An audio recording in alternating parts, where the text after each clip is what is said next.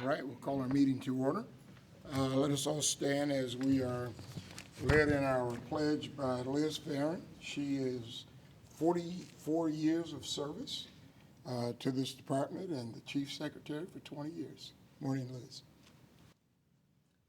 Pledge allegiance to the flag of the United States of America and to the republic for which it stands, one nation, under God, indivisible, with liberty and justice for all. As we remain standing, our invocation today by Chaplain Dennis Dewey.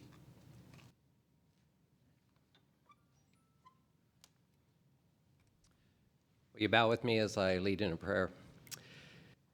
Heavenly Father, as this meeting begins, I thank you that you are here among us and ask that you would use what takes place to provide a blessing for this department and for our city. I thank you for our commissioners and for their service today as they speak, as they listen, as they make decisions. Lord, I ask that you would give them wisdom so that your will can be accomplished for us. I also pray for your continued working through Chief Smith. We thank you for his leadership. Grant him wisdom each day as he does lead this department. Father, we especially thank you for the men and women who serve us. We ask that you would provide protection for the officers as they go about their responsibilities. You'll grant them wisdom and understanding as they interact with various situations. And Lord, I ask that you would provide encouragement and strength for them in the times when they face opposition or those who would hinder their work. Today especially, Lord, also want to lift up the officers to give them comfort in the loss of Officer Lopez. Give them your strength, encouragement. And Lord, I pray for John's wife and for his daughters, that you'll comfort them, encourage them, help them to know your presence and the strength you can give. So we commit this time to you now in the name of my Lord and Savior. Amen. Commissioner, if I may, Pastor Dewey is leaving us after 28 years of service to this police department. He's married us, he's buried us, he's done everything in between, and he has been there for us always. And I just wanted to thank him for his service to this department.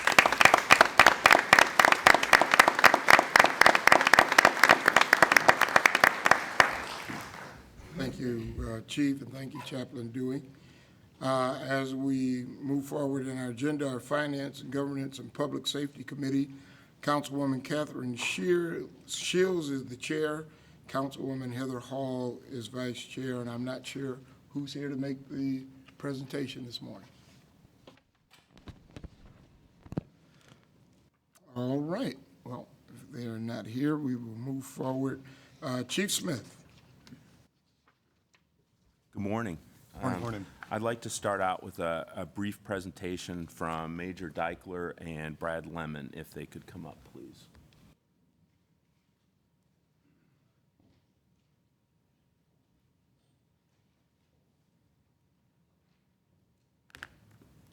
Good morning. I'm Brad Deichler, and this is Brad Lemon, so you have two Brads up here.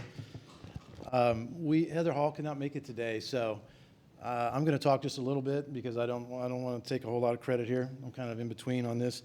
And the reason I'm speaking is I've been involved with multiple projects over the years that are designed to serve special needs community. My wife and I have a son that is 18, and he is significantly autistic. And over the years, we've had a lot of police contact because he is an eloper. So if he gets an opportunity, he runs off. It's very stressful. And one thing I've learned during the years is we keep running into the same families like mine. And there are many families that we've been contacting for 10 years. CIT and Sergeant Hess and Mark Kenovi, myself, we've done a lot of training of police officers for the last 10 years. We have a lot of tools to use when things happen with these families. We have a new tool, and that's this sensory kit. So when someone has a situation, it doesn't matter what it is. It could be anything that's cognitive involved. This kit is designed to help calm folks down. There is a weighted blanket inside this kit. There is hearing protection to cut the noise, like my son is really sensitive to sound. There's glasses to cut the glare. There's little toys to play with so they can just grab and kind of ease the anxiety. So these kits are starting to roll out across the country. They're really actually very important, and one of the reasons they're important is it sends a message to the families, and we care for the same families over and over. So it lets the families know that we're really trying to meet their needs. And I can tell you from personal experience that it's really difficult at times when you're trying to manage certain situations, and there's just a lot of stress and anxiety. So our main goal that we train with our cops, and we've really been training this for about 15 years, when we show up, we try to make sure they have the resources that they need. And our main goal is we don't want to make it worse, and if possible, we want to make it better. So that's what this kit is about. There's a lot of really cool tools in here. These things are just starting to roll out. We got in on the early phase. We've got some more things coming down the pike, I would say, in the next 120 days that are, I think, equally as progressive and helpful. And I am standing in a little bit for Heather because she was with us yesterday at the press release. She couldn't make it today. I'm going to finish by saying many, many thanks to Heather Hall for being behind this, because she's always been behind these projects. Very much thankful to 99. They committed all the money. Many thanks to our PD leadership, because our leadership has pushed education for Kcpd officers for 15 years. And I can assure you we've trained well over 2,000 police officers and first responders at the academy on how to handle these type of calls. And we basically train for the region-wide, and I'm really proud of the training. But we've had the support of our upper management from day one, and the support of the Lodge on this project is kind of a big deal because they put a lot into it. So I want to say thank you to all the folks personally, for my family, and for all the families out there that need this type of thing. I won't take a lot of your time. I just want to say how much I appreciate Variety KC for even giving us an opportunity to get involved in this project. As Major Deichler said, we get a lot of training, and most every police officer on our department is trained in CIT in one way or another, either fully CIT or mostly CIT. We have a CIT unit. We have social workers. But one tool we didn't have was actually the physical tool to help on these kind of calls for service. So when Heather called me and said, "Hey, I've got an offer for you," it's hard to say no to Heather, no matter what. And my board didn't have a problem spending the money. Just to be honest, we're probably the first police department in Missouri that I know of that's actually doing this. So when you're talking about progressive stuff and the kind of things we're doing to not just police, but to provide comfort to those that have, the struggle on a daily basis with special needs children, special needs adults, it's important for us to get engaged. We're happy to get involved. We plan on doing more down the road, but that's all I've got. I have a question. If there are people that want to help support the Lodge's work on this, can they make contributions to the Lodge, or is there a separate? Yes, ma'am. So we actually have a foundation called the Kansas City Police Officer Foundation. It's a 501c3. That's where we do all of our community service work out of. It's what we did with when we fed the school on Prospect, 2400 Prospect, for a couple of years. Those things all come out of that fund. So we raise money through the community, through fundraisers, and every Christmas that the commissioner gives money, so that money goes to that fund, and that fund goes to help take care of the 250 or 300 kids that we have every Christmas and events like this. Okay, so the foundation would do that and other things. Yes, ma'am. Thank you. Thank you. Thanks, Brad. Cover that in one. Thank you very much. Next up, I have Tori. Are you here?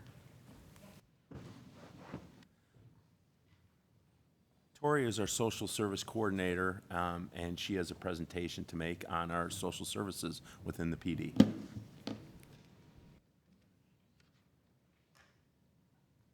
Just going to get the PowerPoint in.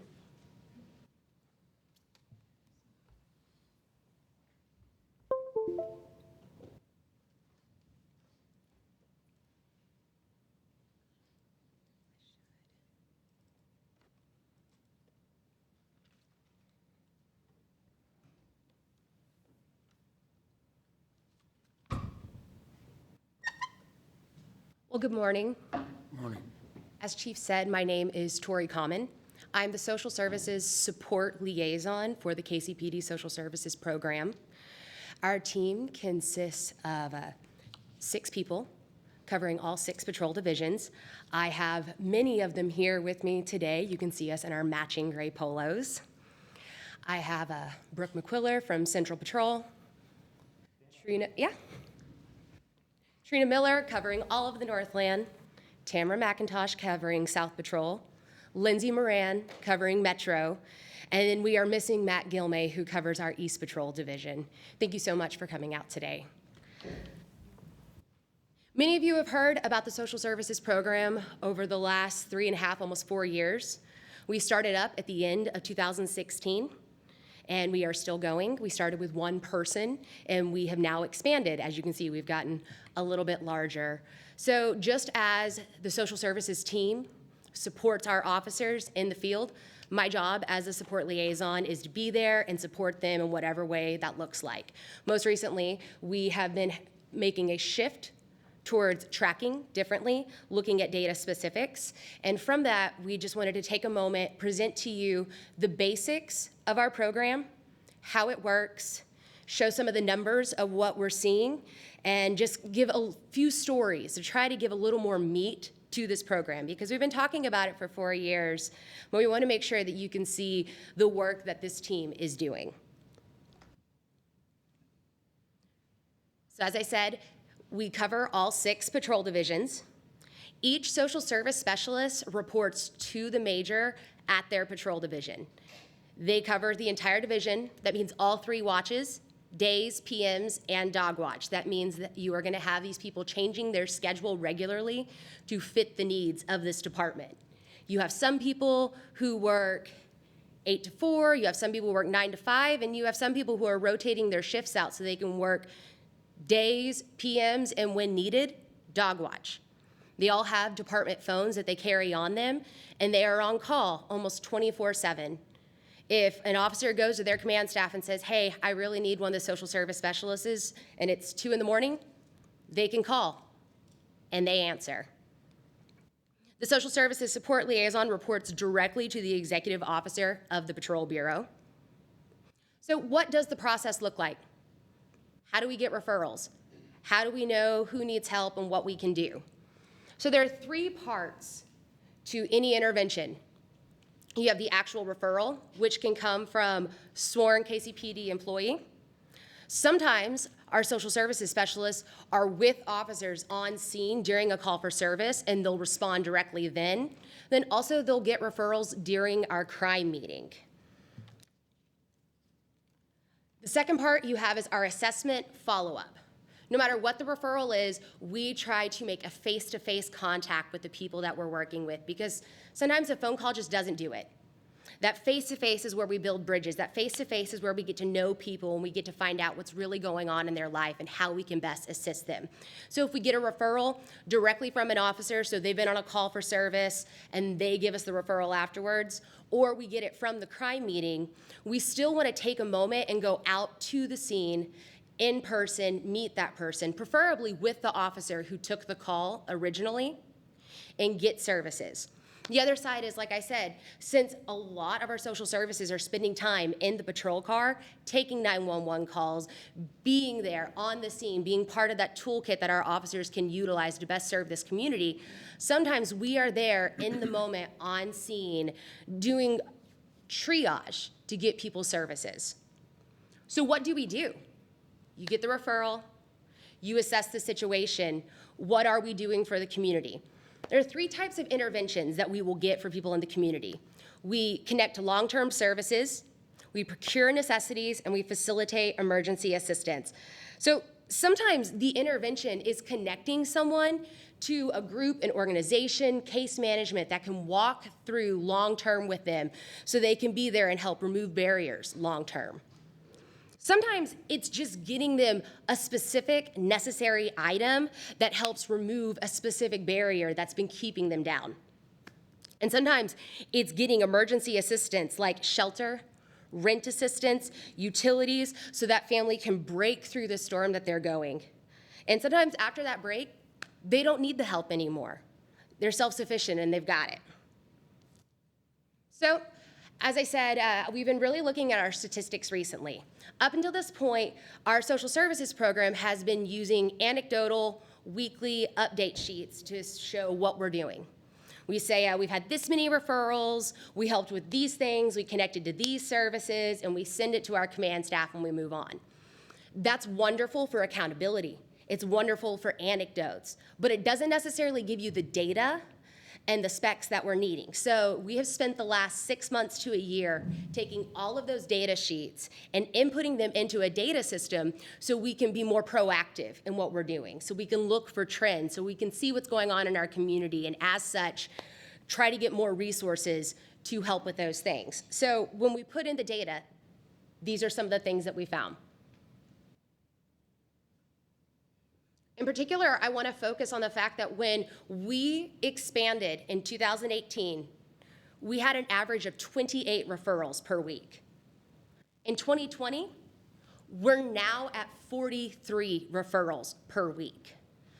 We are getting busier. We're getting more referrals from officers. We're in the cars with them, getting there on scene, getting more proactive, and just trying to get out there and make a difference. Over 40% of our referrals overall came from 2020 alone. That means in the middle of a pandemic, when everything was crazy, when everything was different, that team was there in the field working with our officers, supporting them. We also were able to see by patrol division, what are the needs? We have 6 patrol divisions here in Kansas City, and they are all very different, as you can see from that breakdown. And as such, we want to make sure that the team is supported and able to help people as it's needed. So with that in mind, we have the stats. We've explained what the process looks like, that we have all sorts of different ways of getting referrals and different ways of helping people. I want to give a little bit of meat to this. I want to show some of the stories, because it's one thing to hear that Kcpd Social Services got enough food to feed 30,000 people last year and gave it out. But what about the families that impacted? It's something to hear that they're helping with housing, that they're helping with utilities. But what does that actually look like for these people that we're working with, for these people that we're supporting? So first off, let's talk about housing. Oftentimes when we think about housing, we think, oh, housing is all about finding affordable housing. That's not always it. Sometimes it's not just affordable housing. Sometimes it's barriers that keep the housing from starting to begin with. If you look in this top left picture, there's a little crate. That is a bunny rabbit. I never would have thought when I started this job that one of the parts of my job would be finding housing for a rabbit so I could get family into emergency shelter that would not take the rabbit. The rabbit belonged to a little girl whose mother had been a domestic violence victim for the majority of that little girl's life. And she found a lot of stability in her comfort animal. But they were homeless, and shelters would not take her bunny. Her bunny that had been stability, safety, something to care for. So we found a foster home for the bunny so we could get that family into shelter. So as the mom was able to work towards stability, we were able to get them back to the bunny, but also get them to stability. This other picture is very near and dear to my heart. Brooke, who's now in Center Zone, when she was up north, had a young 19-year-old girl whose mother had been diagnosed with schizophrenia. The mother had grown violent. and was acting out towards the young woman. She was 19. This is not a situation where Children's Division gets involved. This is just a situation of people needing stability, people needing help with barriers. They were able to get to this young woman, get her into temporary housing. Brooke was even able to secure a placement at a transitional living facility if the young woman so chose. But during one of her mother's moments, one of her episodes, she broke the young woman's phone. She had no contact, no way of following up with Brooke and the police officers who had helped him. That officer bought her a phone. That's him in the living room, setting it all up for her so she has a little bit of stability while they work long-term to try to get her into a solution that doesn't have her in an unsafe situation. Oh, and as you can see, since 2019, we've had 452 referrals for housing alone. Next, we'll talk about need of an item. This is another thing that I did not realize was going to be such a big part of this job. Again, sometimes the biggest barrier to stability are the small things, are the little things, or the large things, but they're things. They're tangible items. They're not necessarily services. They're someone needing something. We've had 285 of those referrals since 2019.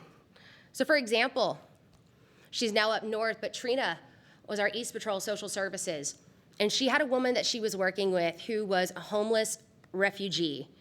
And this woman was wonderful and had such a big heart and such a desire to grow and change, but she held one very large barrier. She had one leg, she had no prosthetic. And because of her homelessness, her lack of address, her ability, she did not have Medicaid, Medicare, she could not get help. She could not get a prosthetic. She was struggling to get employment. Trina worked with a prosthetics company. They were able to get a prosthetic for that woman who did everything she possibly could to train on it, to learn with it. And now, not only does this woman have a functioning prosthetic, her and her husband are now housed. She has a job, and they were able to get that house because of their 2 incomes. One item, one barrier, stability. We had another situation where we had an older couple up north where their air conditioner went out, and the woman was on the early stages of Alzheimer's and dementia. And I don't know if anyone here has worked with someone in a situation like that, but heat is triggering. Y'all feel how hot it is out here today. So now imagine being at a spot where parts of your brain are not functioning and you get that overwhelmed and that hot. That house was a frequent call for service. We were getting calls on it all the time because this woman was having episodes. She was escalating. So Lindsay, who's now at Metro, when she was up north, worked with officers, worked with the community, and got an air conditioner for this woman. And then her and her officers installed the window unit air conditioner into her room. Again, just a little bit of stability that they could work with. Youth support, we've had 505 referrals since 2019. We found that oftentimes with children and teens, the best way to support them is to support their caregivers, to work with their caregivers so they can get to a stable point where they can support their children, where they can be there for their children. One particular story that stood out to me is about Tamara, our South Patrol Social Services. She said a lady came into the station crying and told the desk clerks that she wanted to give her children to the state because she was not a good mother. She'd had her utilities shut off for non-payment due to her losing her employment here during our COVID pandemic. The young lady said that she wanted the best for her children and she was just not a good enough mother to take care of them. Tamara reminded that mother that she is good enough for her children because she was making sure that they were going to be taken care of instead of abandoning them. She was able to take that woman and get her connected to community services, and within an hour, they had her utilities paid and her utilities turned back on. Taking care of that youth, taking care of that family, so we can take steps to get towards stability. We've also had 330 referrals for general follow-up. We found that sometimes an officer might get a referral and might just say, you know what? I don't have the specific, I don't have the tangible, I don't know what they need, but they need help. Can you go and just meet them? See how we can help. And so sometimes that is delivering groceries. One time it was taking care of someone's dog, getting it fostered until we could get them out of a domestic violence situation and get them into something stable. But over and over again, it's just being there and being adaptive and being able to respond in whatever way is necessary.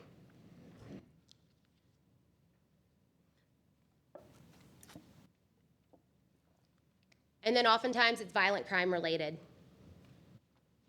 Kcpd Social Services has been here in quite a few different ways to follow up with violent crime, and it's not always what we think it looks like. Sometimes it's getting family connected to trauma services. Sometimes it's being that shoulder to cry on and help get funeral arrangements. We had a situation where we had a little girl witness a violent assault. Her dad was on drugs and he was beating her mom. And sometimes in that moment, it was just a social worker being right there in the moment to distract the little girl, to talk to her, to get her some services while officers took care of their side to be able to take care of the investigation. Sometimes it's being there on the scene after a murder to stand with the family and hurt with them and find out what their immediate needs are so they can focus on their grief. Our social services has gotten food for families, taken care of utilities, gotten them alternate places to stay so that they could be safe. As most of you know, this is Legend Taliaferro. We lost him way too soon. Our Metro Social Services was very involved with his family. She walked through so much pain with them. As you know, he was shot in his grandmother's house on June 29th, 2020. Throughout this case, Kcpd Social Services consistently stood in the gap to get this family the services they needed.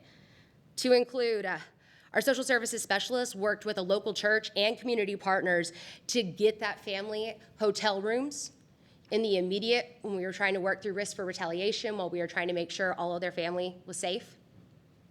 She organized funds from officers and command staff so we, the police department, could personally provide food and drinks so they wouldn't have to take care of that for the funeral.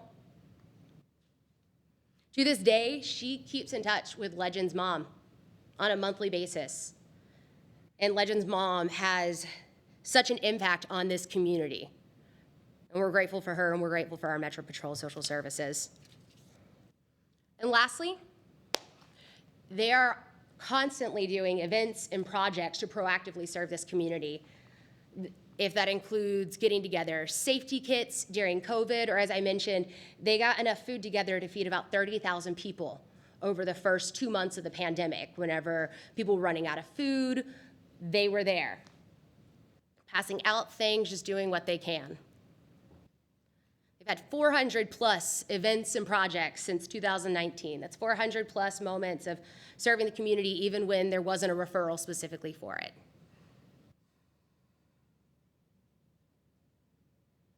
I just wanted to give a little bit of our view in the last few years that we've been here.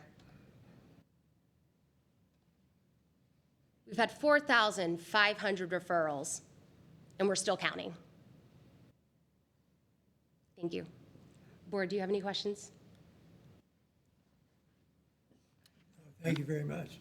Mr. Chair, I'll just say thank you. I've had the chance to engage with you all a bit over the last several years. This is an outstanding program, and I think your presentation today shows the importance of it, and so I appreciate you and all your colleagues for the work that you've done. Thank you. Yeah, and Chief, that's part of your report.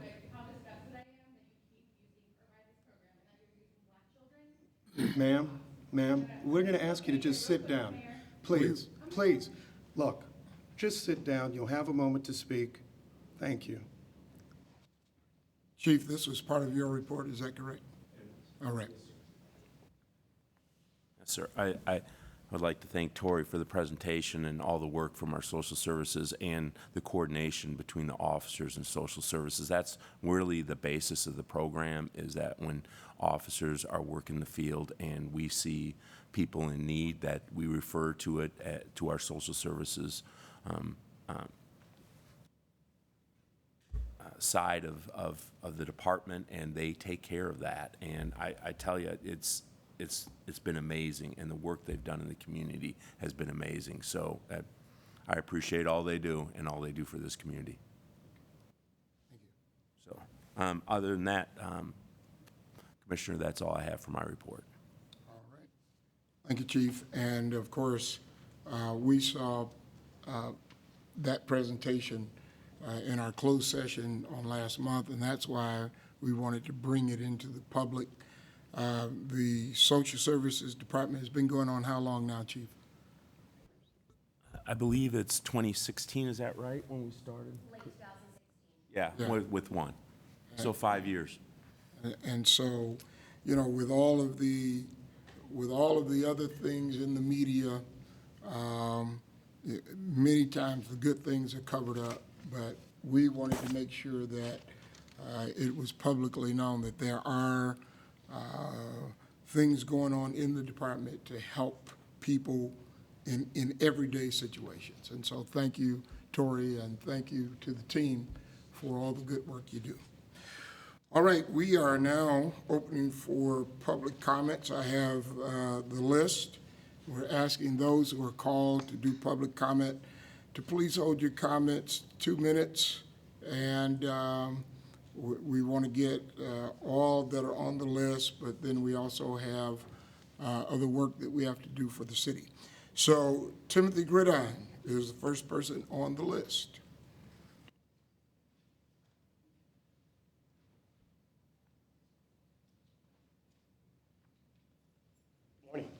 Morning. Morning. Bishop, I want to say thank you. I also want to remind you that you are a shepherd, right? So you have a new flock that you need to shepherd to protect us from the wolves dressed in sheep's clothing. I wanted to share something with you from Tony Evans' book, Oneness Embrace. He mentions that whether we realize it or not, we are in a war. Our enemy is well-trained in lies, deception, tactics to deceive, to divide and destroy not only our nation and our cities. The war is ripping us apart, our families, churches, and communities, and our land. When we are at war, we don't care about the color of someone's skin or the person next to you, as long as he's shooting in the same direction. When you're at war, you don't debate about race or preference, nor do you host seminars about how to get along. The only issue needed to be decided is whether or not we're on the same side, fighting at the same enemy. People are trying to divide us, and Mayor, I worked with you for a year. When your role here with the board is to get under the mission to make sure that we serve the people. I've served this community. This is my 5th decade. I come back. I can't tell you how many calls I've had with Tori. We come back and make sure our victims take care of. The politicians come in here, you gone. I don't know where Kay Barnes is or Slide James. They're gone, okay? And we're living now in an age for mistakes made back when Kay Barnes. We got a Sprint Center that has no team. All these broken promises and lies that the politicians keep doing over is hurtful. And who it hurts most is the urban core.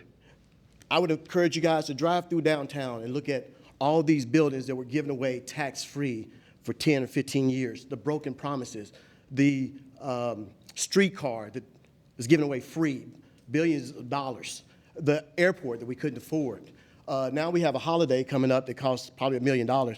If we're in a budget crisis, that's not wisdom to give away stuff that we can't afford to do. So we're living now in an age from mistakes in the past. I was recently watching a movie on TV. It was the silliest thing. It's called Yes Day. And it was about a mom and dad had to say yes to their kids to everything that day. And I was just thinking in my mind, what if we had a day that whether you or someone from city council would just tell the truth? Officer, you can bring us to a close. You're over All your right. 2 minutes. Tell the truth. Say, I'm overwhelmed. I have, this was a lot. This budget is big. I need help. But when you're too prideful and don't ask for help, the citizens are paying the price. All you got to do is drive east, and you have street signs instead of street lights. You have potholes. Trash doesn't get picked up. Why? Because you don't have the money to do it, but you're constantly spilling money. So that's all I have to say. As a taxpayer, I have 4 elderly aunts that live in the 3rd district, and they have subservice because of the mistakes the city council has made. Thank you. I have a name on the list, Indigenous.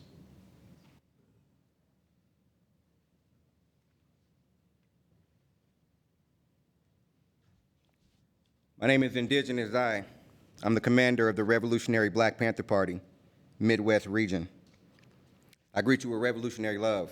I want to tell you a little bit about the Panther 10-point program. Number one, we want freedom. We want the power to determine the destiny of our black community. We are here as the vanguard because we are not getting that. Number two, we want full employment for our people. Number three, we want an end to the robbery by the capitalists of our black and oppressed communities. You all know well in this room about the J.C. Nichols curse, and you know about its symptoms. Number four, we want decent housing fit for shelter of human beings. That means the house of justice, the house of politics, the house of education, the house of health, the house of policing, the house of justice, and the house of law to be a decent house for human beings. We want education for our people that exposes the true nature of this decadent American society. Right here, the Board of Police Commissioners was put together in the Civil War era. This police department was orchestrated, organized in the Civil War era. It is 2021, and we still have practices from a Jim Crow era. We want black men and women to be exempt from military service. We fought long and hard for this country for equity and equality. We have not gotten receipts on our sacrifices. We want an immediate end to police brutality and the murder of black people. That is not a platitude or a suggestion. It is a demand. We want freedom for all black men and women held in federal, state, and local jails and prisons. If they have not been tried by a jury of their peers as defined in the U.S. Constitution, then they should be free until they are. And finally, we want land, bread, housing, clothing, justice, and peace. That is not too much to ask. We, the Revolutionary Black Panther Party, are calling on all revolutionaries, working class people, the poor, the oppressed, the colonized, our people in hoods everywhere, to take notice of the de facto Jim Crow practices that are killing black people in particular and poor people in general. Your 2 minutes are up. Please We are bring it to a calling on all close. responsible gun owners to fully exercise your second constitutional right to bear arms and your Missouri constitutional right under Article 1, Section 23. You can bear arms. You can bear arms. We call on our people to get engaged with community watches and watching the police in the performance of their duties with scrutiny and be ready to protect your people by any means necessary.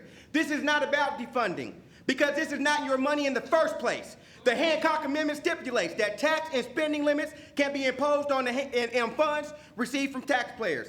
Now, I want to have a special meeting with the governor to ask that he strips power from our local government to block their ability to have control over that $42 or $54 million y'all can have if y'all just agree not to kill or brutalize black people. It all calls for these officers to be accountable. We are calling for a ceasefire in Kansas City, Missouri. That means we believe in negritude. You love everything black and you want everything black to live. That is not a bad thing. We the people are charging the Kansas City Police Department, Chief Rick Smith, and the 4 racist council members, Hall, Lohr, Fowler, and O'Brien, who act as gatekeepers for de facto segregation and the structural racism embedded in Kansas City. Backing the blue, we're now going to back the black. We don't hear sirens all night, okay? You need your department abolished. We don't want rectification, we want reform. We want rectification, not reform, because it keeps your current warfare in a protracted status. We don't want reform, we want abolishment. We are abolitionists to war. We understand that politics flow through the barrel of a gun, and politics is war without bloodshed, and war is politics with bloodshed. We are bleeding in our communities. Now, we are bringing an armed march to Kansas City, Missouri to demonstrate that we stand in solidarity with the 3rd and 5th districts and our mayor. Y'all back the blue, we're gonna back the black. We will defend our 3rd and 5th district constituents and our people, and the council members and our mayor. We aren't anti-white, we're anti-wrong. And we're pro-black and we're proactive. All power to the people and black power. Ms. Cheryl Ferguson.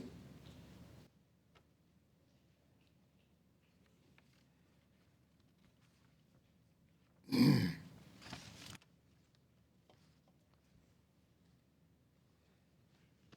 a little saddened today because I wanted to properly tell the racist goodbye. Sad that he's not here to hear it. I want to start off with that I understand that you want a respectable from public comments, but this public has not had any respect from you. So respectfully, if my time is up, I'm going to keep going until I've said everything that I have to say. I'm actually ashamed to see a repeat from your social workers who you have not adequately staffed to actually benefit anyone in the community in talking about when you last presented in January of last year when I gave back the plaque that I received from this same board. The follow-up that I got was a call from ad hoc, not from the department. That was the follow-up call I got. So I just wanted you to correct some of your statements because you didn't do what I saw presented today. Now on to why I'm here. Definition of cognitive. Of relating to being or involving conscious intellectual activities such as thinking, reasoning, or remembering, based on or capable of being reduced to empirical factual knowledge. Definition of empirical. Originating in or based on observation or experience, empirical data, relying on experience or observation alone, often without due regard for system and theory.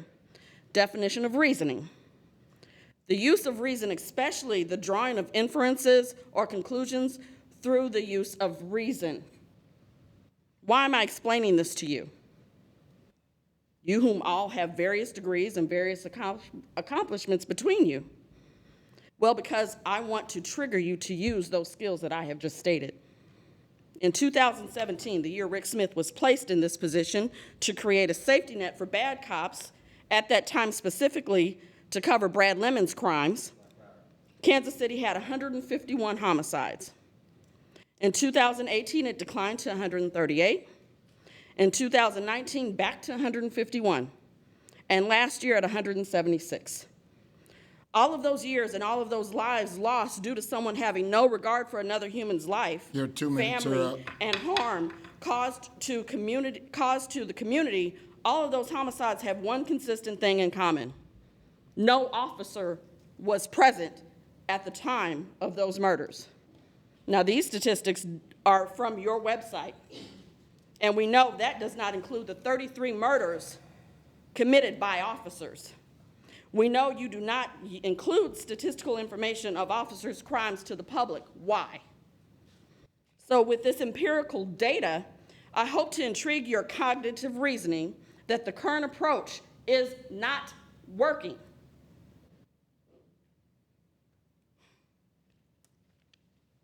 The current approach is actually detrimental to this community, and it is not going to reduce homicides. This entire city has had emotional reactions to everything since this last year. Rash decisions are made based on that emotion. I have done it. The police have done it. Other activists and protesters and organizers have done it. Politicians have done it. The press surely has done it. And we sure know the Northland has done it. Those emotional reactions that Nathan Garrett has also done. Can't be more excited to see him go.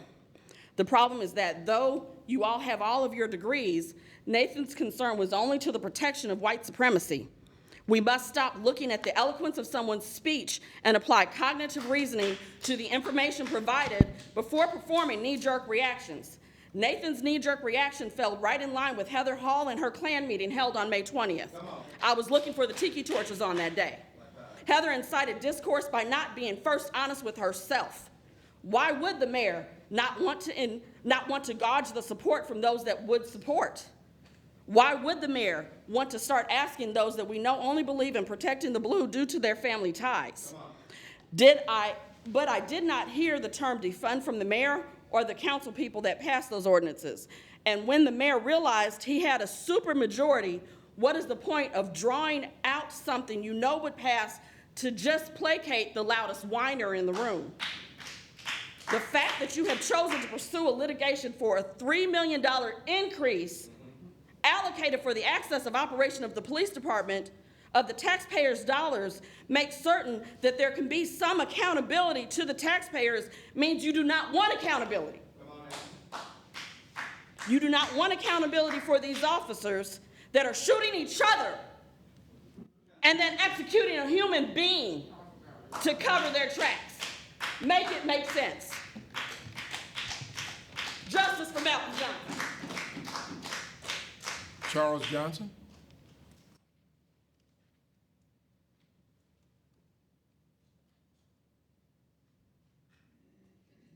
Well, good morning, first of all, to everyone. Thank you all. I want to bring to light an incident that occurred this past Sunday.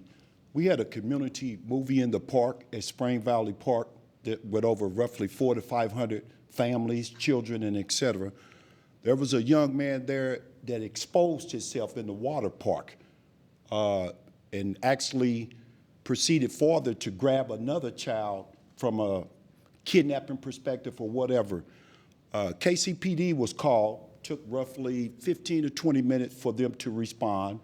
I'm not worried about that. They may have had something else. But when they responded, myself and the other gentleman that handled that situation, we removed this gentleman all the way from the park.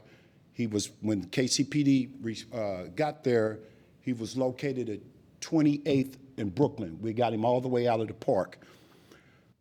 Once they responded, they identified that he was up under some influence of some kind of drug or alcohol, and he was. You could see that clearly.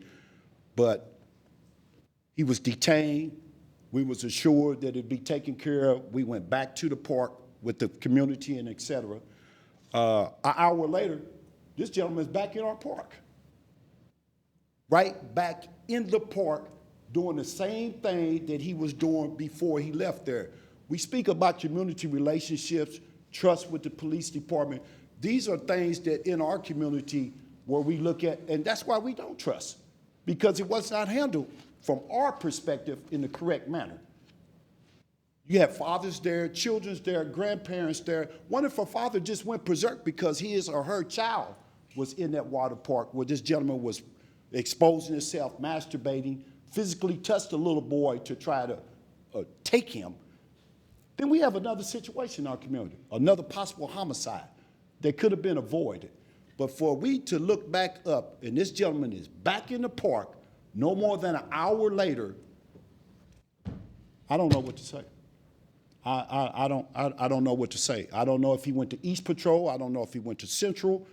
But an hour later, he is back in the park doing the same thing again, where we had to physically remove him from the park again. He had to be physically removed from the park. And this is a community event where we're trying to bring the community back together in a safe environment, and this is what we experienced from our police department. That's not going to work in our community. That's not going to work. If we want relationships, if we want to try to build that trust up, and I work with a lot of these officers in the community with what I do, with my food drives, my community cleanups. I work with a lot of you all. But this is not acceptable. This is not, especially when it's brought to your attention. I don't know what your protocol is to detain a person, charge him. I have no idea that. But for him to leave that area in a squad car and then return walking an hour later, he ain't made no OR bond, or he ain't posted no bond, or I don't feel it was handled appropriately. That's all I have to say. Thank you. I have to say, you're absolutely right. That's not acceptable, and we will find out what happened. Thank you for telling us. More than welcome. More than welcome. Our last public comment, Gabby Weeks. Okay,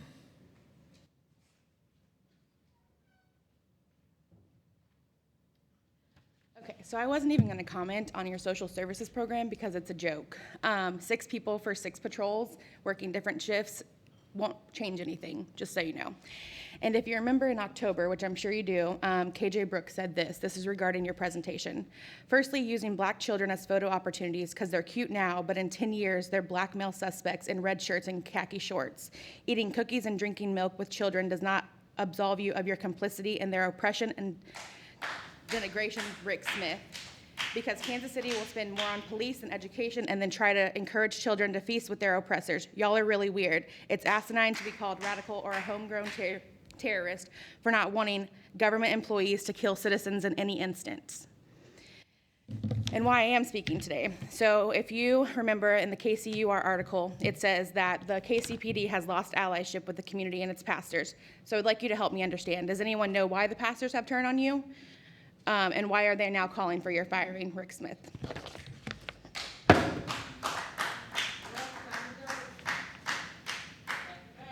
Thank you for all your public comments, and we will take them into, yes, we will.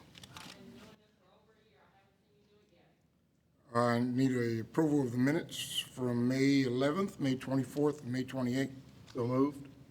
Second. Been properly moved and second. All in favor by sign of aye. Aye. All opposed by no. Ayes have it. Minutes are approved. Executive Bureau Deputy Chief Karen True. Good morning, Commissioners and Mayor Lucas. My first item, item A, under tab B, are budget transfers for this fiscal year. I request the Board of Police Commissioners approve the following transfers of appropriation. The Police Grants Fund transfer adjust grant appropriations to where they are needed now compared to where they were estimated in the fall of 2020 as the budget was being put together. A detail of transfers by accounts has been provided. The Police Grants Fund, Fund 239, we'd like to transfer $780,021 from personal services to the amounts of $86,000 to contractual services, $31,316 to commodities, and $662,705 to capital outlay.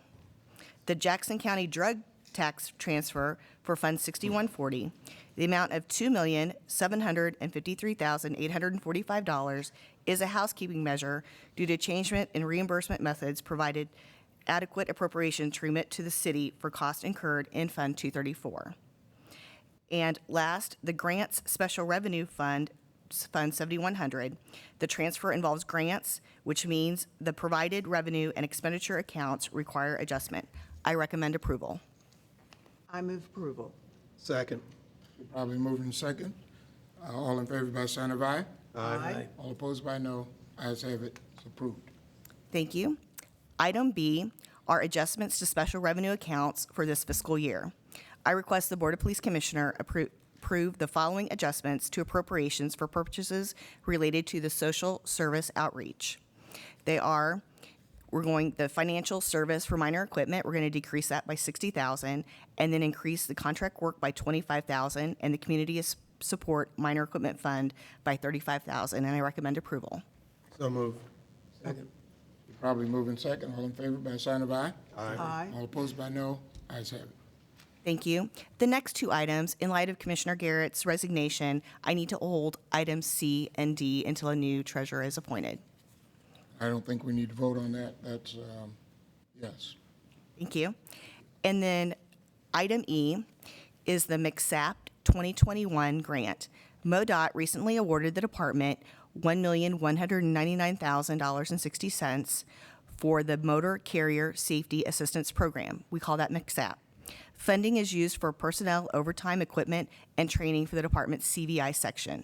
This is the 25th year of funding for this program, and I recommend approval. So moved. Second. Probably moved in second. All in favor by sign of aye. Aye. Aye. All opposed by no. Ayes have it. Approved. Thank you. And my final item is my communications unit update. We have had some resignations in the last month. We are currently down 10, but we are actively recruiting people and have interviewed numerous applicants this month. And that's all I have. Thank you. That is the 911 call? Correct. All right. We're down 10 people currently. And have we talked with Full Employment Council? I don't believe we have it. That's a great Yeah, idea. I know that a year ago or so, we set up some communication, so if you'll get back in touch with them. Okay, we They will. have a system in place, and if they know, they'll get you some qualified candidates. Okay, great. Thank you. All right.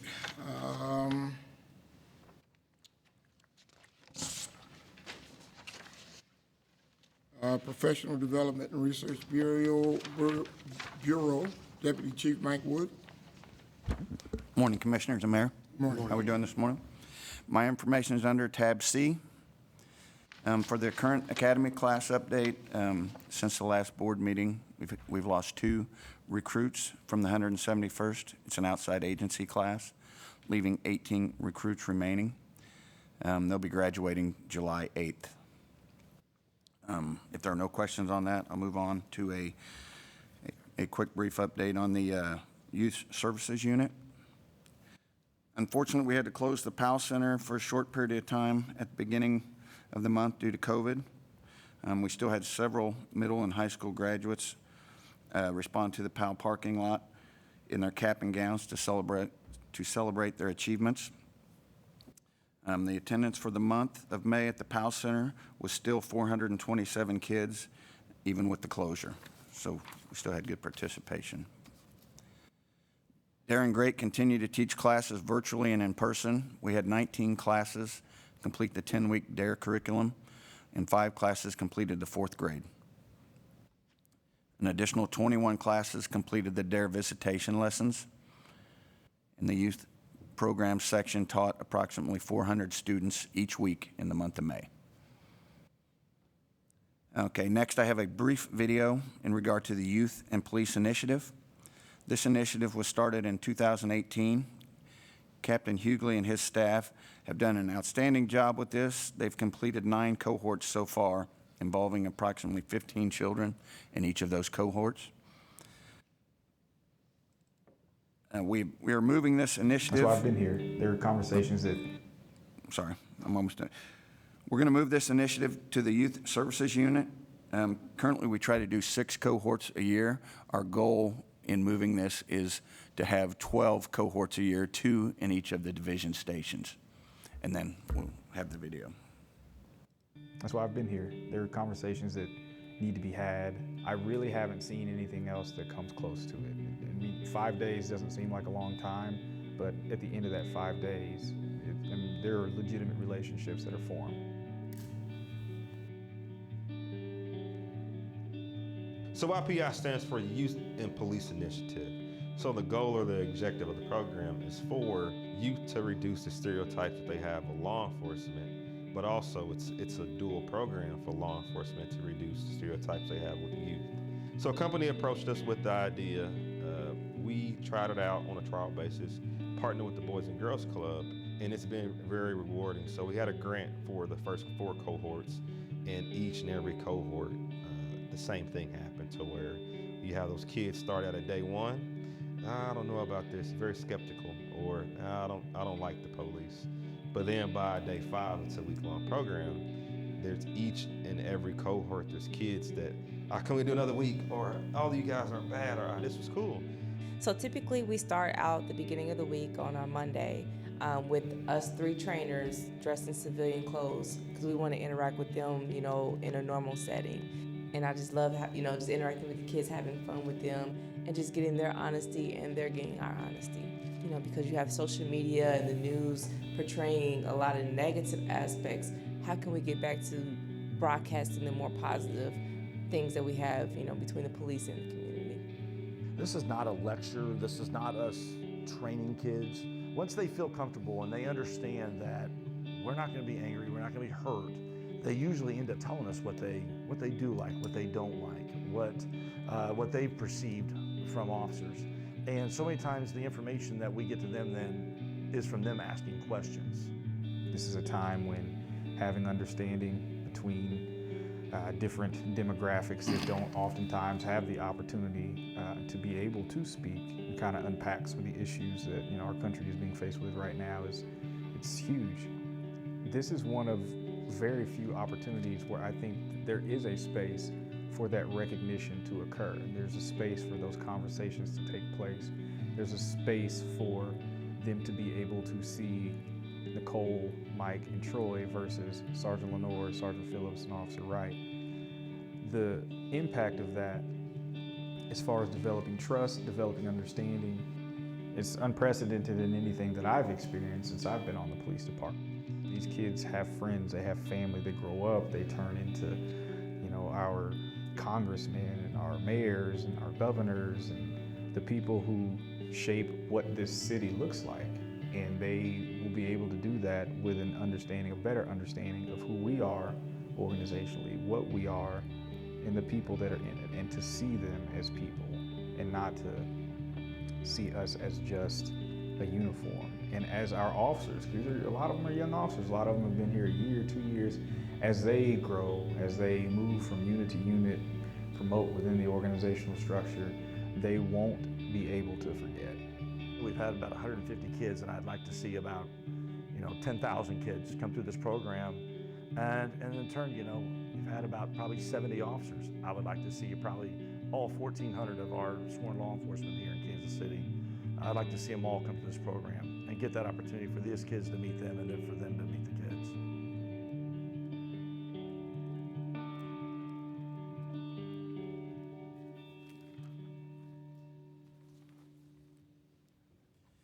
Okay, if there are no questions, I have 2 items for the consent agenda, and they're under tab J. The first item is the procedural instruction titled Eyewitness Identification. If there are no questions, I would recommend approval. Move approval. I have a question. Oh, sorry. Let's see, and I made a note. So in the report that was given, it talks about in the photo array that the person is not to use a numerical scale. What's the background on why, if a person says, well, I'm 90% sure that's the person. To me, that's normal language. So I'm interested in why you ask the person to make a statement that, that just says, yes, this is them, or no, it's not them. We're really going by standards from case law. Okay. Is what gets us there. It's eyewitness testimony and using these lineups. It's not like on TV. It just isn't. And right. It's better to have that, yes, that's him, or no, it's not. I don't see anybody. Anything in the middle just kind of has a tendency to muddle it down the road when it gets to court. But the way I see, if we are pushing a person in a corner to say, you don't want me to give you any variation, because if I was the eyewitness and I wasn't sure, I'd want to give a percentile because it leaves me an escape hatch. But if we as a department say, no, you either need to say you're sure or you're not sure, I just don't think that's fair to the eyewitness. Well, I think, and it kind of falls into Joe's shop a little bit, but I will say it this way. We're not asking those questions. That doesn't mean if someone says, I'm 90% sure that's him, that doesn't mean we're going to ignore that. It's just we're not going to ask the questions, are you sure? Yeah, I'm sure. And when they say, yeah, that's him, we're not going to go, how sure are you? We're not going to ask the questions. That doesn't prohibit them from making those statements, and then we would put it in the report. But when I'm reading what we're asking the person to say, it says, put in your own words, but don't use a numerical scale. So if my numerical scale says, man, I'm 80% sure, as a witness, that leaves me a window to come back and say, I told you I was 80% sure. Because as we all see, people come back years later and say, hey, I fingered the wrong person, and now I want to recant that. And I think that it is policies like this, which if a person is giving an account and then we say to them, don't use a numerical scale, give it to us in your own words, then to me it's saying, you got to tell me, yeah, I'm sure, or yeah, I'm not sure. So if we can take the piece out that discourages from using a numerical scale, then I'd be okay with it. But I'm not okay with it if it's forcing the witness to make a ironclad statement in their own words. Well, I don't think it's ironclad. They still get to put it in their own words. If it turns out, we asked them not to use a numerical scale. If they still do that because they're more comfortable with that, we'll still use that and again, document it in the reports. But what he's saying is you're discouraging it by saying don't use the numerical scale. We are trying to get them to come away from it and use their own words. Yes, but that's based on what we're seeing around the nation through case law, we're trying to get to best practices. Sounds to me like we need legal advice before we do this. I'm not going to ask for legal advice in the open meeting, but no. Why don't we sounds like we should hold it. This and being my first one to try to get through, let's say this. We will take this one back and answer that question, and we'll have it ready for the next board meeting. Well, and you may have to come to a closed session where we talk about legal advice before that. And maybe we could talk about it in closed session today. Perfect. Yeah, we could, I would think we could add that to the closed session agenda for today. All right. Mr. President, well, we're in this session, just a few clarifying questions, so I have the facts, and I think this is open session appropriate. Just take us back. A field show-up just describe what that is exactly for us. I understand photo array. The field show-up or field identification process involves what exactly? I think they'd be on a call for service. If the detectives make the scene and it falls in the time parameters, they can, like you see on TV, put the person in the front yard, do a drive-by in a covert vehicle, and the witness can say, yes, that's him, or the third person from the right is him or her. That would be a field identification. And then we'll get more into this, but I assume the rationale behind this is that in some ways we're trying to just get all of the information that the witnesses are providing in their words in the clearest way possible, get that into a report and on from there. So it's us not trying to act, or the department not trying to cajole someone into their, and this will get to perhaps a closed session topic, are you really, really sure? It's instead saying, Quentin, what you see, Quentin says what he saw, you write it in the report, and then we keep moving. Yeah, maybe it's getting into the weeds a little bit, but eyewitness testimony is not as great as everyone thinks it is. It's difficult. Most of the time, people are under tremendous amount of stress and stuff, and that's why we don't want to push anybody in any direction. It's just simple.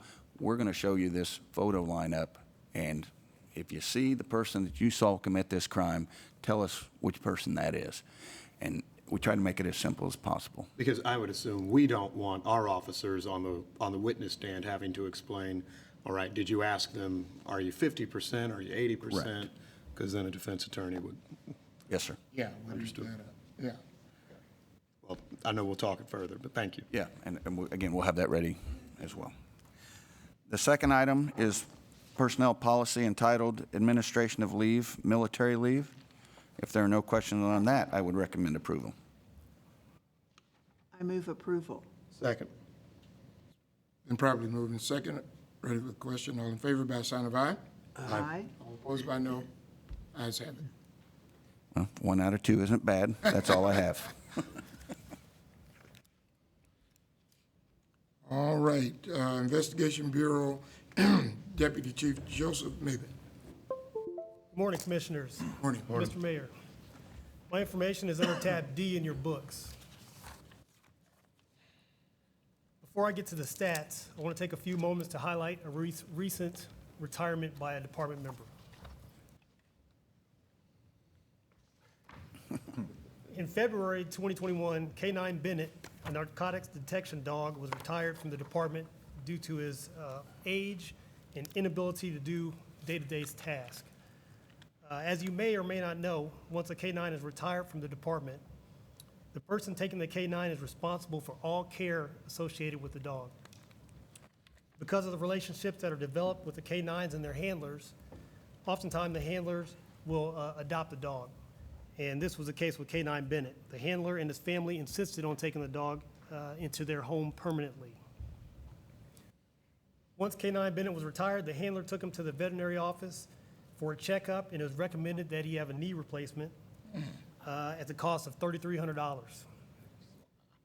The handler and his family were planning to pay for the surgery out of pocket.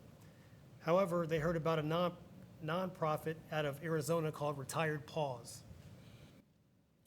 Retired Paws was created to provide financial support to help care for those K-9 heroes who have dedicated their lives into protecting us.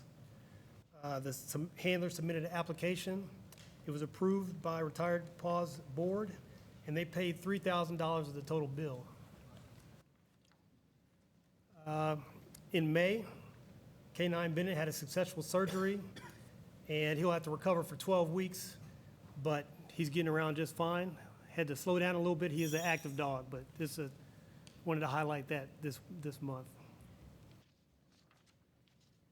There's no questions on that. I'll move to the statistics now.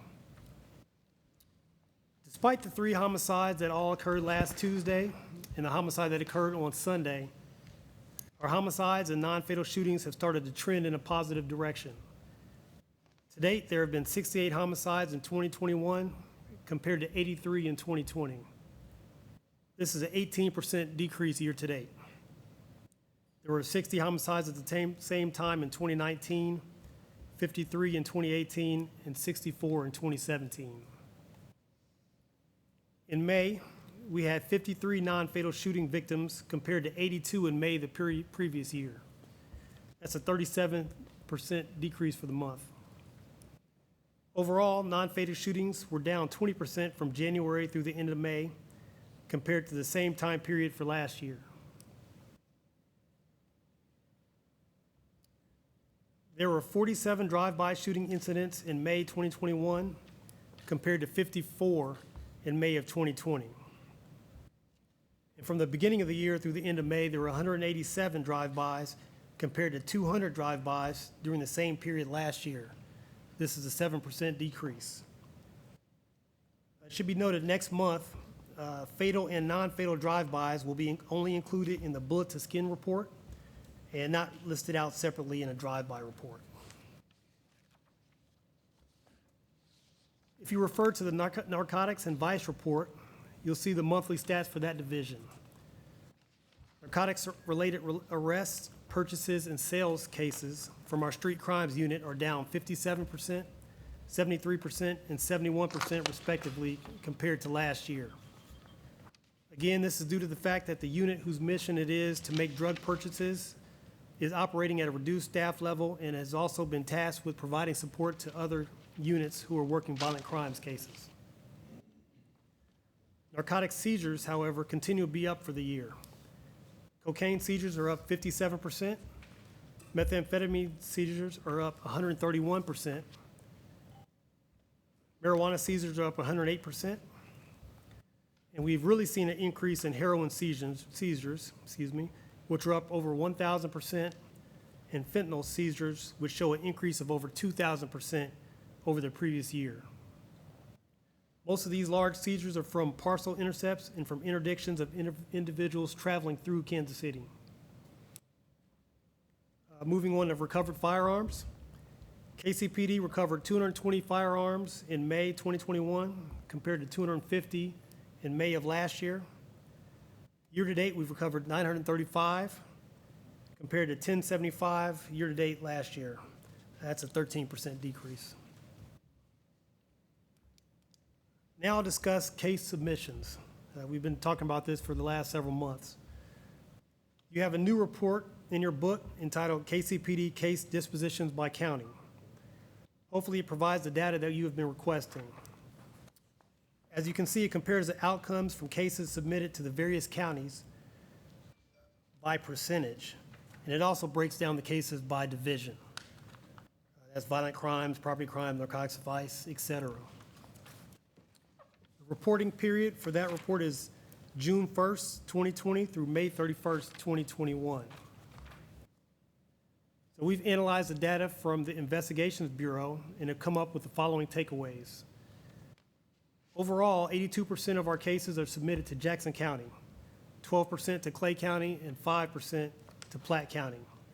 and we've only submitted 2 cases to Cass County. So we're going to talk about the other 3 primarily. Average number of days a case at Jackson County for review is 42.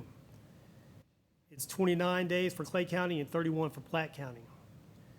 However, if you look at the number of days that violent crimes cases spent at each prosecutor's office, you notice that it's only 27 days for Jackson County compared to 41 for Clay and 103 for Platte. That's violent crime cases. Jackson County has charged 49% of the violent crimes cases submitted during the reporting period. Clay County is 48, and Platte is 36. It should be noted that many of these cases that have been submitted will continue to be reviewed, and those numbers, the percentages, will go up over time. You should also notice that Jackson County has a higher percentage of violent crimes cases declined compared to Clay and Platte counties. It's 30% for Jackson County, 23 and 14% respectively for the other counties. The primary reason for the difference is that Jackson County has a higher percentage of cases decline where the suspect has a self-defense claim or was ruled justifiable. However, the top 2 reasons that all 3 counties list for declining a violent crimes case are the same, which is victim and witness credibility or cooperation and insufficient evidence. So generally, it's the same across the board. Now, if you look at the property crimes cases, Jackson County has charged about 1/4 of the cases submitted during the reporting period, while Clay and Platte both filed charges in a little over half the cases for property crimes. You also note that 76% of the property crimes cases submitted to Jackson County are currently awaiting disposition, compared to approximately 44% for Clay and Platte. And also, Jackson County takes longer to review property crimes cases than the other 2 counties. This isn't surprising, given that Jackson County has stated that they're assigning more resources to violent crimes as opposed to property crimes or narcotics cases. So moving on to narcotics cases, 79% of the cases submitted to Jackson County during the time period are still under review, compared to 29% of Clay County cases and 8% of Platte County cases. Also, Jackson County declined 28% of narcotics and vice cases, compared to 12% for Clay County and 4% for Platte County. Recently, Jackson County amended their charging guidelines for drug cases, and so the percentage of cases declined due to prosecutor discretion for narcotics cases will continue to rise. If I had to sum up the result of our analysis, I would say that Jackson County, Clay County, Platte County all have similar outcomes when it comes to getting cases charged. For the most part, all 3 counties are declining cases for the same reason. Jackson County is able to get cases reviewed faster, but Clay and Platte are able to get property crimes and narcotics cases reviewed faster. And also, as I mentioned, Jackson County will decline a higher percentage of narcotics cases based off their new guidelines. Compiling this information has been useful in that it's given us opportunity of allowing our unit commanders to better track the outcomes of their cases and follow the detectives' progress in cases. But it's afforded us the chance to work with Jackson County of looking at ways to improve efficiencies. For instance, we're putting together a task force that looks at ways to use technology to better submit cases and save time and be able to better monitor outcomes together. So it has been a useful resource. So as you're doing the numbers, which these reports are helpful and I appreciate them, I'm assuming that you're also trying to figure out why they're declining and change our procedures so that they will not. Now, and I understand if the witness doesn't cooperate, there's not much you can do. But I would hope that we would look at what can we do to make sure that the people we think did something wrong are going to be prosecuted. Are Absolutely. we doing that? Yes, and I didn't include it in your report this month just because it'd be pretty thick. But we have it broken down by each reason why it's declined, all the way down to a unit level, and we can take it up to, violent crimes in general, department-wide. But yes, we have a lot of data there. And then we were reviewing specific cases. The prosecutors from all counties are very cooperative, where if we see something and don't understand why something's declined, we can have those meetings and discussions and then come together with a consensus. 'Cause the whole idea of collecting the numbers is so that we can do a better job. Absolutely. Thank you. Deputy Chief, I have a few questions. First of all, this information is actually quite fascinating as it looks to our different counties.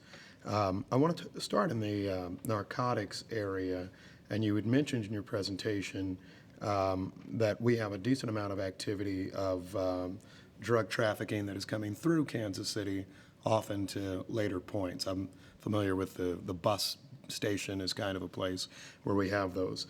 Talk to me about our logic in engagement in those areas. Is this something that every major metropolitan department does? Is it something that we could ask our friends in Columbia, Missouri, or somewhere further downstream to do more than us, and we can allocate resources to something different? Kind of why are we engaged at the level we are in that business? And I put an addendum to that question because that might speak in some small part to Jackson County, right, even filing fewer drug cases if many may not actually be drugs geared at Jackson County type recipients. And so I'd love your for thoughts. those cases, and with the large cases that we're talking about, most all of those go federal. And so you're right, some of them are passed through, but we do have federal partnerships, and we work in conjunction with those, and they offer our technical assistance, resources, and so to be a good partner, we also participate in those. And it's not a, yes, we do have a squad dedicated to that, but we have a lot of other personnel dedicated to crimes within the city too. And plus, we don't know what we don't know until we get into the investigation. We don't know if it's an endpoint destination here or elsewhere. But some of the parcel intercepts are targeted for our metro area. Understood. I've got that. In terms of, I guess, different county prosecutorial standards, how does that change our enforcement priorities? So if the Jackson County, I should name people, let's say we were in a different county, right? And some prosecutor says they will change their preferences on something, but it still is a legal violation under Missouri law or the statutes of the city or the ordinances of the city. Do you continue to find those cases and still provide them? Do you just stop writing those types of tickets? What's kind of the response typically? No, we have the same standards across the counties, because we don't want someone to say that, we have disparate treatment in, say, Clay County versus another county. So we are continuing to submit those cases. Understood. And I guess it makes sense, right? It would be a suggestion that, let's say, if the Platte County prosecutor stops thinking something is important, he or she wouldn't have a veto over everyone else in the metropolitan area just from that choice they're making. All right. We'll have probably more questions as months go on, but thank you. Thank you. And that's all I have to submit. Yes, sir. Very good report. As in Jackson County, a little lesser percentage of some of the things that they prosecute and so forth, and some of it's by their preference, but is it any of it because they seem to be short-handed in terms of prosecutors? Well, I don't want to speak for them, but just from discussion, they have, they're very deliberate by their guidelines that they go off of, and they have mentioned that they are going to throw more resources at violent crimes. So other than that, that's all I can really speak to. Well, and some of it is jail space. They don't have we don't have the space if they go after it and they arrest somebody, there's nowhere to put them. So. I wanted to add to that, to Joe's report, when we talked about, I think we're in a lucky situation of in Kansas City that we're actually seeing non-fatal shootings down here and our homicides trending down. This morning, I did a little checking before the board, and nationally, last year was a record year for crime in many cities, and this year is trending above that in cities. And so from the Post, the Washington Post, it said, first 5 months of gunfires killed 8,100 people in the United States, about 54 lives every day. As we're losing to gun violence in the United States. The Times report the homicide rate in large cities were up more than 30% on average last year, up another 24% for the beginning of the first 5 months of this year. So we continue to see this, and we all know there's way too much gun violence in Kansas City, but at least our trend is better than some of the other cities across America by far. Did it mention St. Louis by name in that Washington Post article? It did not. It was Chicago and New York. Does that complete your report? Thank you. Administration Bureau Deputy Chief Michael Hicks. Afternoon. Turn that on. Good afternoon. You'll find my presentations behind tab E. I'll start off with the Regional Say Crime tab Lab B, report. I'm sorry. E is an echo. The Regional Crime Lab report. This is, again, the second board meeting with our new report, showing everything in a graphical format. Productivity has flatlined over the past several months. We're seeing a demand for lab services going down slightly, but the backlog is continuing. And that is directly a result of the 16.5% down in staff. We have 12 civilian positions open and 2 sworn that are open. So you're seeing the results of that loss. Now, we were able to hire a grant-funded position to go back to the DNA section. The DNA section is responsible for 74% of all the lab work. And right now, they're the ones that are suffering the most. So Kevin Weiner is doing a great job making sure that DNA is a priority and moving resources towards DNA. He's coming up with a plan to try and bolster DNA, the DNA section, and we're going to begin to hire more. We have another position that we're working on right now that's combat funded. So we're hoping that we'll be trending the other way in our backlog with DNA and the overall lab backlog in the coming months as we hire. Question. So the hiring is because we've got a hiring freeze, right? And so you have to find outside funding for these people that we need. We had a hiring freeze with police department funding. We are now hiring based upon current budgeted amounts. So we're going to use police department funding to hire the positions that haven't been filled for over a year, some of them. So your mention of combat and something else. Another grant fund, right. Okay. Yep. And we're also competing with the Johnson County Lab because they're in a hiring blitz right now, and they are paying very well, and they are recruiting our staff. With no questions there, I can move on to the personnel summary. Right now, Kcpd has a strength of 1,773 members. We have 1,243 law enforcement members. That's a total vacancy of 253 members based upon budgeted strength. We're 73 members down from where we were last year. And that doesn't include any academy recruits because we haven't had an academy since February of 2020.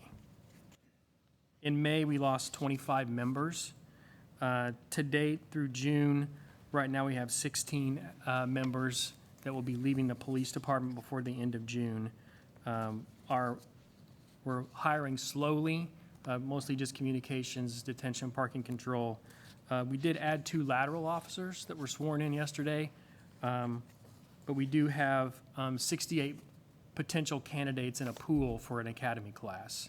So if we start an academy class, we're ready to roll with the candidates.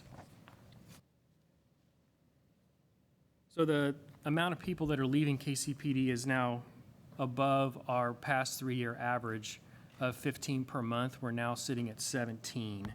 .20 a month that are leaving.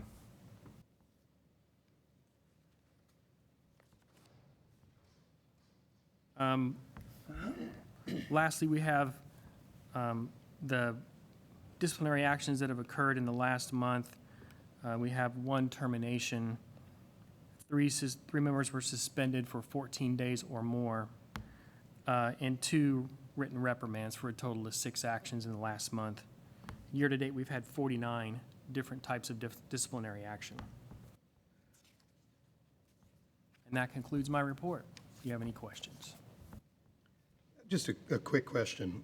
Looking at the personnel actions, primarily separations of a voluntary matter, there are certain dissatisfaction issues, particularly with communication specialists.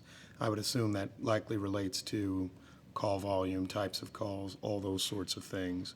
Is there anything we do, should do, or can do other than just having more people there that addresses those issues? I know in the past we've talked about the number of hours these folks work, but I guess just give me your thoughts on what we can do there, given that based on their numbers, a lot of our resignations are communication specialists. Yeah, I'll defer to Colonel True. She's the expert in this, and let her address that answer. You know, we always are constantly looking at ways that we can increase their job satisfaction. I was a commander there. I was a captain there once, and it is an ongoing challenge. They're sitting at those consoles with, limited breaks, listening to, very high stressful calls coming in and dispatching. It's a very tough job. But we have a relaxation room now that they can go to with a couple chairs. We're always constantly looking for ways to increase their environment, increase their satisfaction level. And that's constant throughout the United States we call them PSAP centers, public safety answering points. If I knew the answer, I would write a book, but there's a lot of things that we've done. They love the 10-hour plans. They love the extra days off. We're trying to get more training in there, more things to make them more comfortable while they're in that environment. If I could, I would build a really nice building away from the police department, kind of like Johnson County has. They have a beautiful facility, with a waterfall. I would build a lot of those things into a new PSAP if I was able to. Thank you. At one time, we had, I think, a conversation about some of those call takers used to be kind of an entry if they wanted to go into policing. Is that still a possibility, or is that not a possibility? It is still a possibility. They can come on the department at 18 years of age, become a call taker, and then move. And then when they want to become a police officer, they can apply to the police academy. But yes, it is an option. And some of them do even move out of dispatch to other civilian positions within our department. And we encourage that. We like to see that. We like to grow them. All right. Patrol Bureau, Acting Deputy Chief Steve Young. Morning. Thank you. Morning. I'm going to start with a short slideshow.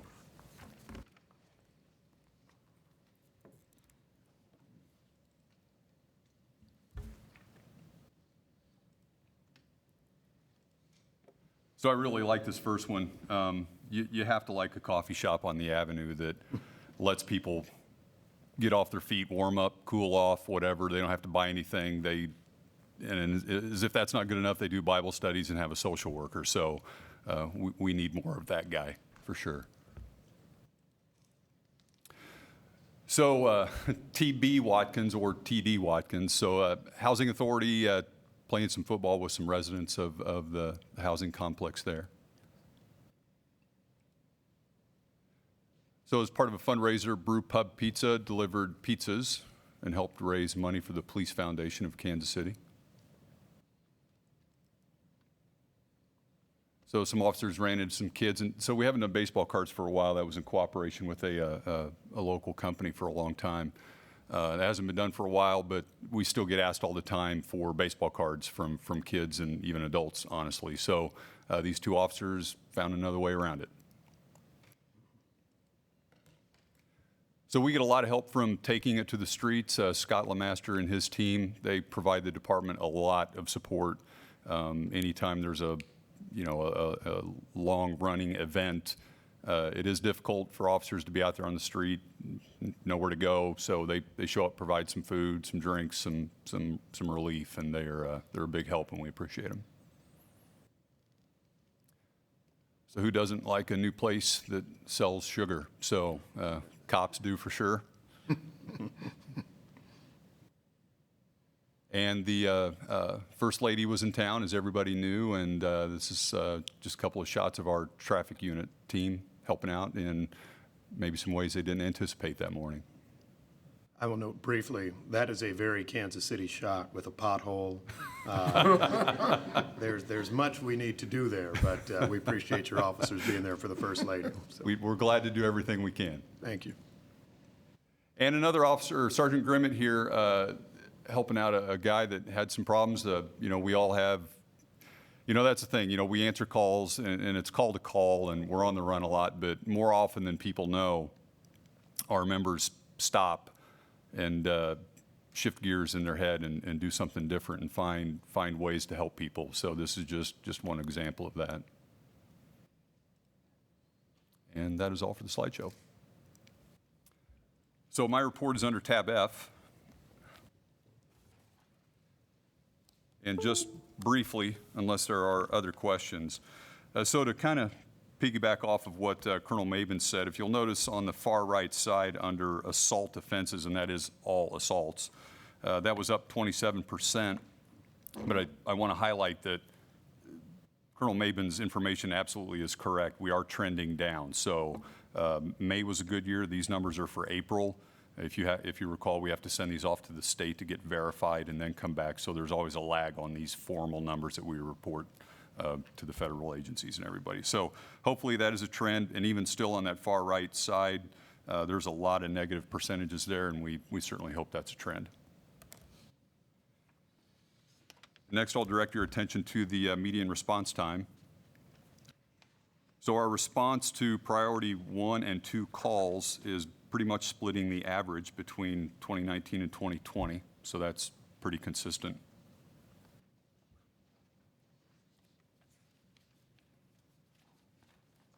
And our dispatch calls, a few pages further, is basically statistically the same.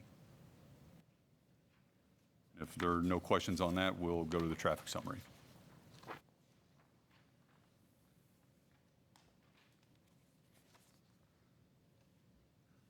Traffic tickets issued from April to May is a little changed.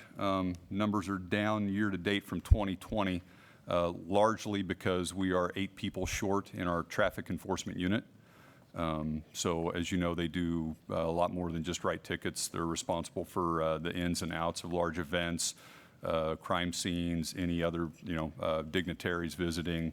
They help in the entertainment districts on the weekends, so they perform a lot of functions that assist patrol and the city in general. And over to the parking page on page 6. Parking ticket enforcement is down from both previous month and 2020, but we also have 600 more complaints year to date from 2020. So to me, that tells us that people really want parking enforcement. We do get a fair amount of complaints, but unfortunately, we were down 5 and now we're down 6 parking control officers. So I know that I believe HR has 5 that they're currently processing. I think they're about halfway through the process. I don't know if they've added the 6th because that 6th resignation just came in, I think, about a week ago. That's for the whole city, including downtown? Correct.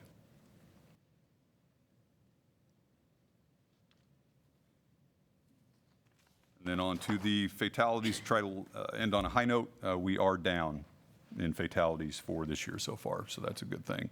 It's the same old demographics and reasons. Those don't change much, but our numbers are down there, so that's good. And if there are no questions, that's all I have. Mr. Chair, I could save this for my comments, but I wanted to say I appreciated the presentation at the beginning in connection with what some of our officers are doing. I got to see it somewhat organically, a few weeks ago, I was at 19th and Vine, close to a homicide scene, the day after. Lady comes out, talks to one of the officers on the mayor's detail and says, "Hey, you work out at a gym where my son works out." Black woman, black son, and she said, "He loves seeing you because you," and she gets to say, "Yeah, he's a good guy," and all of that. And it really is those in-person interactions, as I think we saw in an earlier presentation today, that show that officers are real people, right, really out in the community.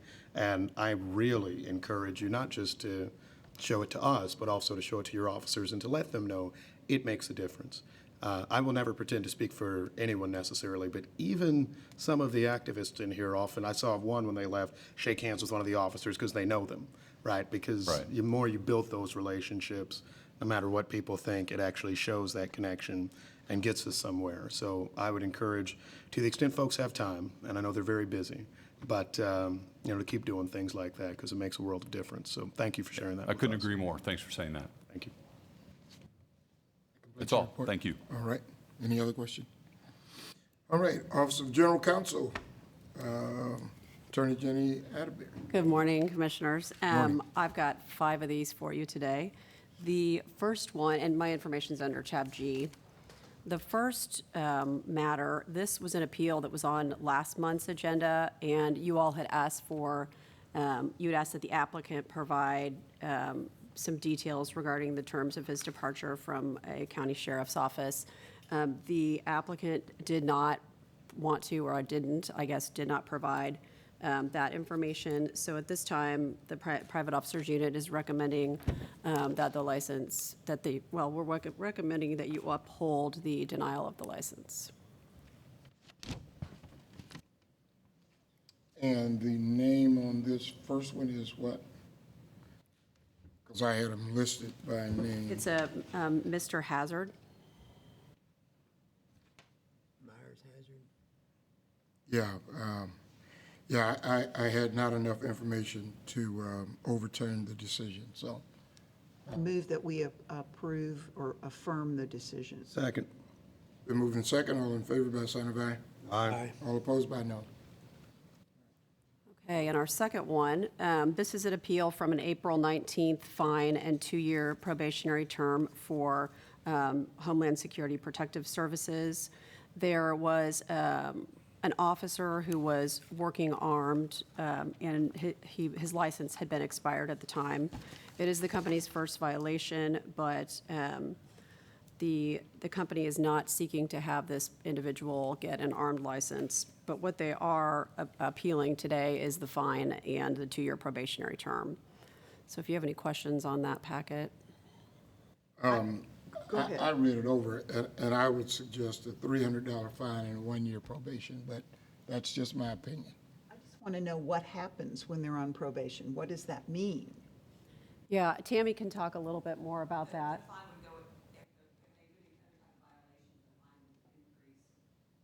But they would continue to be in business, right? So they're not out of business, they just had to pay $1,000, and now we're saying we might change it to a different amount. Yes.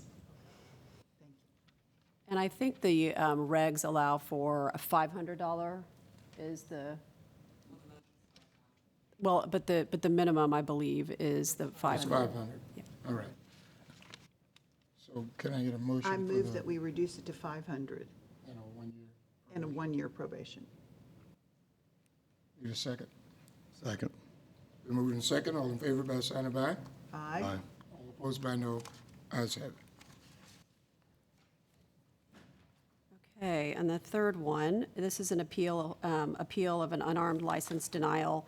The basis for this denial was there was a criminal conviction described in this packet from September 2020, and it's my understanding that it was, that information was not included on the applicant's questionnaire, but it was nevertheless learned about after, and this is why the appeal is here. Which is actually then 2 violations, because one, they were dishonest in the application, and we found the conviction, right? Yes, that's my understanding. Mm-hmm. I move that we approve the decision of the Private Officer Commission. Second on motion to affirm. Been moved in second. All in favor by sign of aye. Aye. Aye. All opposed by no. Ayes have it. The next item is an appeal from a denial of a transfer of an unarmed license, and that's like a transfer from one company to another. The reason for the denial of the transfer is that this subject officer was arrested for stealing from a prior post as a security officer in March of 2021. I move that we affirm the decision. Second. Been moved that the decision be affirmed. All in favor by saying aye. Aye. All opposed by no. Ayes have it. Okay, and the final one is a denial of an unarmed license based on the applicant not disclosing a 2017 conviction for theft, I believe. Move to affirm. Second. Been moved to affirm. All in favor by saying aye. Aye. All opposed by no. Ayes have it. And I have nothing further for you all at this time. All right. Thank you.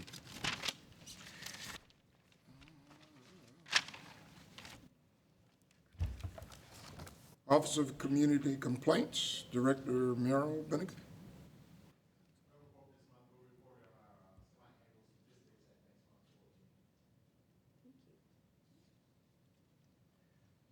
Does the Audit Committee have a report? The treasurer is gone. Treasurer is out, not out, but is gone, and so we'll have to address appointing or voting for a new treasurer. All right. Do we do that now? Or we do Yes, that? that will be under my tab. I would recommend that the board appoint a new treasurer. Are there any nominations? Nominate Mr. Wagner. I second that nomination. All those in favor? Aye.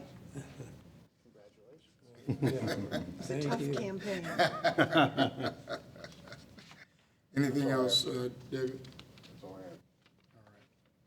I have. Mayor Lucas? A few different things. One, I had the chance to share with the Board of Police Commissioners some comments on, I think, some items we can have to provide further information, not just on violent crime, our responses there too, but also other staffing issues. I imagine, as I've discussed both with Commissioner Dean here in person, via email with Commissioners Wagner and Tolbert, that we'll have a chance to discuss that further as probably the weeks and the months go by. So I'll look forward to that further discussion on what we could share. Other than that, I talk too much as it is, so that's all I have to say, Mr. Chair. Thank you, Mayor Lucas. Commissioner Don Wagner. Nothing to add. Thank you. Thank you. Commissioner Kathy Dean. I would like to read the letter of resignation from Nathan Garrett that went by electronic mail to the governor, because a number of the people in this room, I know, didn't get to say or know what Nathan said. So it's directed to the governor. It's dated June 11, and it says, I write to formally notify you of my intent to resign from the Kansas City Board of Police Commissioners effective at 5 p.m. today, June 11. A change of residency necessitates this transition, but it has been my honor to serve this city and department as a commissioner for the past 4 years. We have encountered many significant challenges over those years, but have always strived to confront the challenges with integrity, purpose, and an unwavering desire to do the right thing, even if unpopular.